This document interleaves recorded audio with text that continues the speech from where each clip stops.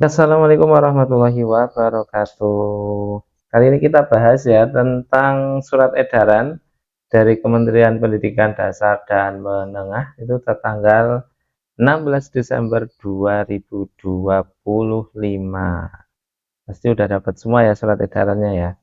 Jadi intinya pada surat edaran itu kemarin yang sudah mendapat IFP itu akan mendapat lagi bantuan yaitu berupa laptop dan media penyimpanan eksternal. Tapi untuk jumlahnya berapa itu memang tidak disebutkan ya. Ya intinya hanya berupa laptop dan media penyimpanan. Terus mereknya apa juga tidak tahu. Terus jumlahnya berapa juga nggak tahu, speknya seperti apa. Kita di surat edarannya ini tidak disampaikan itu loh. Jadi kalau teman-teman sudah ada yang menerima bisa komen di kolom komentar ya, itu mereknya apa, jumlahnya berapa, speknya seperti apa gitu ya. Nah, terus dengan surat edaran ini apa yang perlu kita persiapkan di sekolah itu?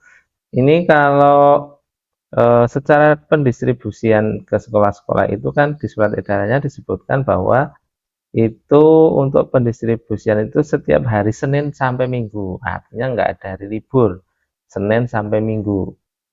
Nah, waktunya dari jam 8 sampai jam 17.00. Nah, itu artinya kan tidak ada libur sama sekali. Hari Minggu juga ada pengiriman. Artinya ya kita siap-siap saja. Terus mekanismenya itu nanti pihak pengirim atau distributornya itu akan menghubungi kepala sekolah ya. Kepala sekolah nanti akan dihubungi bahwa nanti akan ada pengiriman laptop dan juga media penyimpanan eksternal. Ini apa ya media penyimpanan eksternalnya ya? Flash disk atau hard disk nggak tahu lah. Itu nggak ada keterangannya yang jelas di sini. Nah, terus apa yang perlu kita persiapkan? Yang perlu kita persiapkan di sekolah ya jelas itu ada tim untuk sebagai penerima dari bantuan laptop dan media penyimpanan eksternal itu eh, bisa dibuatkan tim atau berupa SK untuk menerima jika ada datang bantuan laptop. Untuk SK-nya ya silakan dibuat sendiri. Misalnya kepala sekolah sebagai sebagai penanggung jawab, dan terus nanti sekretarisnya misalnya operator dapodik dan seterusnya silakan nanti bisa disusun disesuaikan dengan sekolah kita masing-masing. Nah, terus ini kan nanti dihubungi ke kepala satuan pendidikan ya, nomor yang terdaftar di dapodik ini ada ya. Nomor nanti akan dihubungi kepala satuan pendidikan melalui nomor yang terdaftar pada dapodik lain. Makanya nomor di dapodik usahakan yang terupdate, yang baru.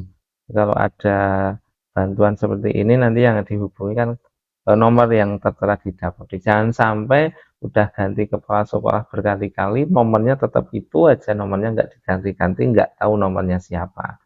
Nah, terus nomor sekolah itu di mana sih? Ya, itu bisa masuk dapodik ya.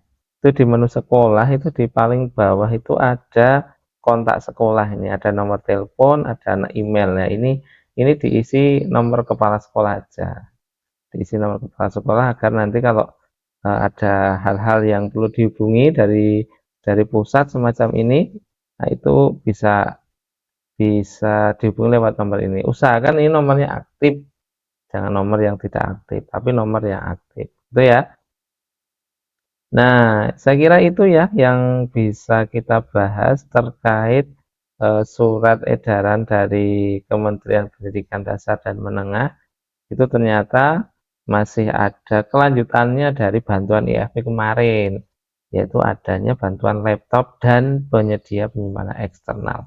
Ini perlu kita syukuri, mudah-mudahan yang di sekolahnya belum atau laptopnya masih jumlahnya sedikit itu bisa jadi tambah nambah unit lagi gitu ya. Nah, mudah-mudahan ini bermanfaat bisa digunakan untuk pembelajaran di kelas masing-masing. Bisa nggak digunakan untuk pembelajaran ya emang tujuannya itu toh.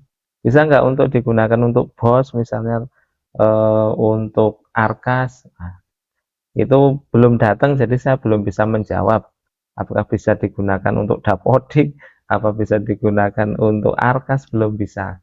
Jangan-jangan laptopnya udah disetting untuk pembelajaran kan kita nggak tahu juga, gitu ya. Nah, mudah-mudahan bermanfaat. Kalau bermanfaat jangan lupa untuk di-like, di-share juga ke teman-teman yang lain yang belum dapat infonya, surat edarannya ya. Yang belum follow akun saya silahkan di-follow dulu. Terima kasih.